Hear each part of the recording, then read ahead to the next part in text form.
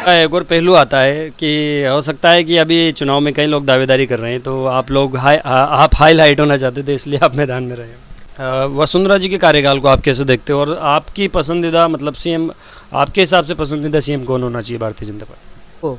एक तरह से ठिकाने लगने वाले हैं भैया जी तो इस बार इनके वो पिक्चर खत्म है इस बार, समझ लो। सूफी की कलम से ब्लॉग में आप सभी दर्शकों का एक बार फिर से स्वागत है। आज अंता विधानसभा के भारतीय जनता पार्टी के एक और लोकप्रिय चर्चित उम्मीदवार विष्णुजी गौतम, जो सीसवाली कस्बे से आते हैं, यहाँ के सीसवाली कस्बे के स्थानीय वासी है, यानी कि अंता विधानसभा के स्थानीय निवासी हैं और भारतीय जनता पार्टी के काफ़ी वरिष्ठ नेता भी हैं। तो जिससे जैसा कि आप हमारे ब्लॉग में अंता विधानसभा में भारतीय जनता पार्टी के कई दावेदारों के इंटरव्यूज आप पहले भी देख चुके हैं। इसी क्रम में आज हमारे साथ जुड़ रहे हैं विष्णुजी गौतम। तो जानते हैं कि आपकी जो उम्मीदवारी है उसमें क्या खास होने वाला है। तो सबसे पहले तो हम चर्चा करते हैं कि अभी हाल ही में मांगरोल में जो लाठीचार्ज हुआ था भारतीय जनता पार्टी के कार्यकर्ताओं पर, तो उस लाठीचार्ज में ये काफ़ी सक्रिय रहे थे, यानी कि कार्यकर्ता तो उसमें कई सारे थे, लेकिन जो विष्णु जी थे ये काफ़ी चर्चाओं में रहे थे उससे। तो सर, सबसे पहला सवाल हम यही करते हैं कि उसमें जो है लाठीचार्ज में वीडियो में आप देखे गए, तो उस वीडियो में मतलब आप ही क्यों डटे रहे जबकि सारे कार्यकर्ता मैदान छोड़ करके भाग गए थे? जब कार्यकर्ताओं के ऊपर और जनता के ऊपर लाठीचार्ज का आदेश दिया गया मंत्री महोदय ने, प्रमोद जैन भैया ने, तो कार्यकर्ताओं को किसी प्रकार की और जनता को किसी प्रकार की कोई चोट नहीं लगे, इसके लिए हम मैदान में डटे रहे। मैदान छोड़ने का मतलब तो ये था कि फिर कार्यकर्ताओं का विश्वास टूट जाता है। इसका एक और पहलू आता है कि हो सकता है कि अभी चुनाव में कई लोग दावेदारी कर रहे हैं, तो आप लोग आप हाईलाइट होना चाहते थे, इसलिए आप मैदान में रहे हैं। नहीं, ऐसा कुछ भी नहीं है।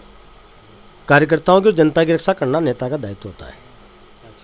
तो आप किस चीज़ का विरोध कर रहे थे वहाँ पर? वो तो लोकार्पण कर रहे थे, शिलान्यास कर रहे थे, अंता विधानसभा में कई सारे काम वो गिना रहे हैं कि हमने बहुत अच्छे और बहुत सारे काम किए हैं। तो फिर आप किस चीज़ का विरोध कर रहे हैं? शांतिपूर्वक सांकेतिक धरने के रूप में हम काली पट्टी दिखाने के लिए कार्यकर्ता हमारे रुके हुए थे वहाँ पर प्रमोद भाई के काफिले के लिए। लेकिन जैसे ही प्रमोद भाई जी का काफिला आया, पुलिस बल के जवानों के आदेश का, लाठीचार्ज का आदेश दे दिया, तो ये घटनाक्रम हमारे साथ घटी। हमारा कोई माहौल बिगाड़ने का काम नहीं था, हम शांति रूप से धरना प्रदर्शन कर रहे थे वहाँ पर। अच्छा, अब आते हैं सबसे महत्वपूर्ण सवाल पे कि जैसे अंता विधानसभा में कई सारे दिग्गज रहे, चाहे वो भारतीय जनता पार्टी के हो चाहे कांग्रेस पार्टी के हो, तो क्या ये समझे कि प्रभुलाल सैनी जैसे या कोई बड़े दिग्गज बीजेपी पार्टी के जो नेता हैं वो इस बार यहाँ पर नहीं आ रहे हैं, इसलिए स्थानीय दावेदार जो है वो ज़्यादा आवेदन कर रहे हैं? नहीं, ऐसा कुछ भी नहीं है। देखो, उम्मीदवारी कोई भी कर सकता है, लेकिन जनता की और कार्यकर्ताओं की इस बार विशेष मांग है कि स्थानीय को ही प्राथमिकता दी जाए और देना चाहिए स्थानीय को। तो स्थानीय होने के नाते आपकी क्या प्राथमिकता है? अगर पार्टी आपको मौका देती है और अगर आप एमएलए बनने में कामयाब हो जाते हैं, तो स्थानीय होने के नाते क्षेत्र को लेकर के आपको क्या लगता है कि यहाँ पर क्या कमियाँ हैं और आप उनको बेहतर कर सकते हैं? क्षेत्र में तो बहुत सारी कमियाँ हैं। अंता विधानसभा में जिस प्रकार से प्रमोद भाया ने चारों ओर अजारता की बट्टी में झेल रखा है विधानसभा को, पूरे अंता विधानसभा क्षेत्र को, मूलभूत सुविधाओं से लोग अभी भी वंचित थे, चाहे वो सड़कें हो, चिकित्सा हो, नल हो या बेरोजगारी हो। कई मुद्दे हैं जो पब्लिक मूलभूत सुविधाओं से वंचित है। पूरा भ्रष्टाचार तंत्र फैला हुआ है, भ्रष्ट अधिकारी बैठे हुए हैं, खनन माफियाओं को कब्जेदारी ज़मीन का बोलबाला है लोगों का। इनके कार्यकर्ता ही ज़मीनों पर कब्जे कर रहे हैं। नंदी गौशाला की थोथी घोषणाएँ जो प्रमोद भाया ने उस टाइम पे करी थी मंत्री ने, तो वो थोथी घोषणाएँ करके चले गए, कागजी कार्रवाई थी और कुछ नहीं हुआ। जनता का विश्वास तोड़ दिया इन्होंने। जनता एक तरह से अपने आप को ठगी महसूस कर रही है और इनके जो विधायक हैं, कांग्रेस के विधायक और मंत्री हैं, वो खुद ही इनके ऊपर ब्लेम लगा रहे हैं कि भ्रष्ट तंत्र पूरा फेल हो चुका है, कांग्रेस तंत्र पूरा फैल चुका है, लोकतंत्र को लूटतंत्र बना दिया है, खनन माफियाओं का बोलबाला है, चारों ओर भ्रष्टाचार है, अराजकता फैली हुई है। ये सारे इल्ज़ाम इनके विधायक इनके ऊपर लगा चुके हैं। जनता का और भाजपा कार्यकर्ताओं का तो कहना नहीं है, लेकिन इनके विधायक और इनके मंत्री खुद कह रहे हैं ये बात। अच्छा, एक और ज़रूरी बात जो अक्सर सभी इंटरव्यू में पूछते हैं कि भाजपा और कांग्रेस पार्टी में जो है वो गुटबाजी छिपी हुई नहीं है।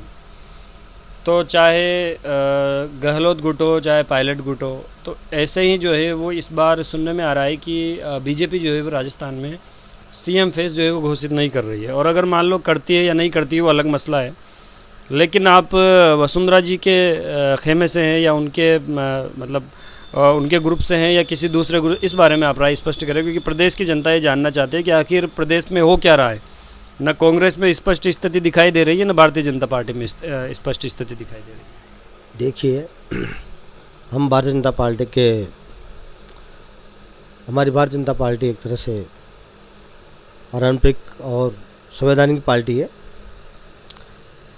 हमारी भारतीय जनता पार्टी में कभी भी चेहरा देखकर वोट या चुनाव नहीं ले जाता, केवल कमल के फूल पे चुनाव लड़ा जाता है।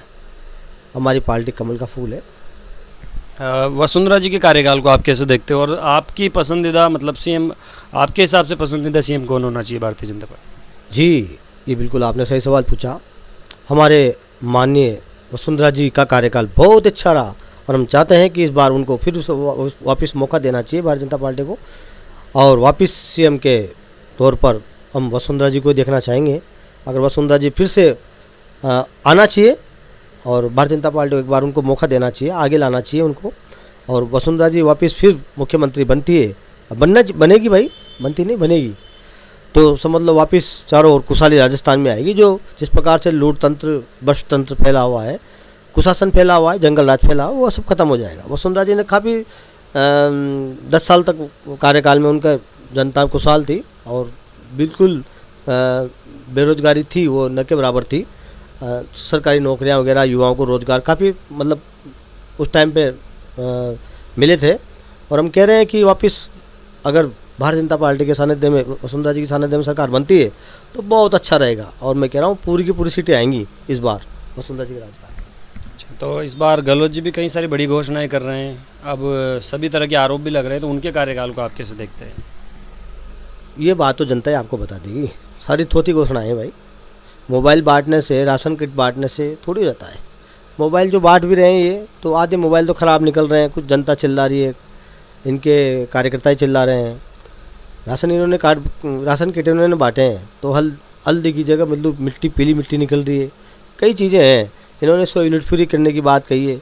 लोगों के 2-3 हज़ार के बिल आ रहे हैं। गरीब आदमी 100 रुपये रोज़ नहीं कमाता, 200 रुपये रोज़ नहीं कमाता, उसके 3-3 हज़ार के बिल आ रहे हैं। अभी तक बिल पेंडिंग पड़े हैं जनता के, गरीब जनता के। तो कहाँ से ये बातें कर रहे हैं? ये सब थोती घोषणा है। जिस प्रकार से इनके, अब क्या कहें, इनके मंत्री लोग, इनके विधायक लोग ही कह रहे हैं सरकार का अलाइनमेंट खराब हो चुका है, हमारे मुख्यमंत्री की बुद्धि भ्रष्ट हो चुकी है, और बुद्धि के भ्रष्ट होने के साथ साथ ईमान खराब हो चुका है। इतनी बड़ी बात इनके विधायक कह रहे हैं, इनके मंत्री कह रहे हैं, तो फिर इससे बड़ी बात क्या हो सकती है भाई?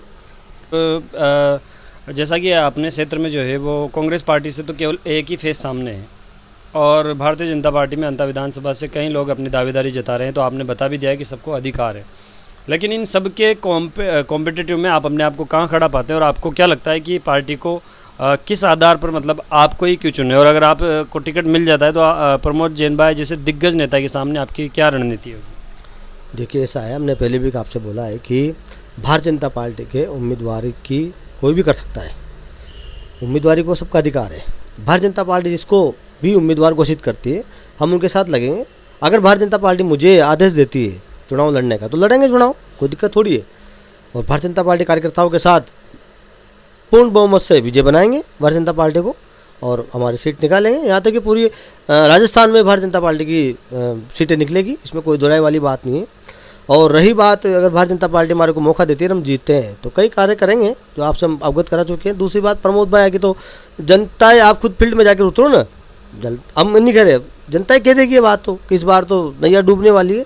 सत्ता में वो कहते हैं ना अपनी भाषा में कि बस एक ठिकाने लगने वाली बात जो अपन अपनी भाषा में बोलते हैं, वो एक तरह से ठिकाने लगने वाले हैं भैया जी। तो इस बार इनके वो पिक्चर खत्म है इस बार, समझ लो आप। जी बहुत बहुत धन्यवाद। ये थे विष्णु जी गौतम, जनता विधानसभा से अपनी दावेदारी पेश कर रहे थे। अब देखते हैं आने वाले चुनाव में, जो बहुत नज़दीक है, तो उसमें पार्टी किन्हें मौका देती है और किन्हें नहीं देखती है। तो ये चुनाव जो है वो बहुत ही दिलचस्प रहने वाला है। आपको हमारा ये प्रोग्राम कैसा लगा कमेंट करके ज़रूर बताएं, और आप जिन लोगों के साथ अगला इंटरव्यू देखना चाहते हैं कमेंट करके ज़रूर बताएं। वीडियो पसंद आया हो तो लाइक करें, कमेंट करें, शेयर करें, सब्सक्राइब करें। जय हिंद, जय भारत।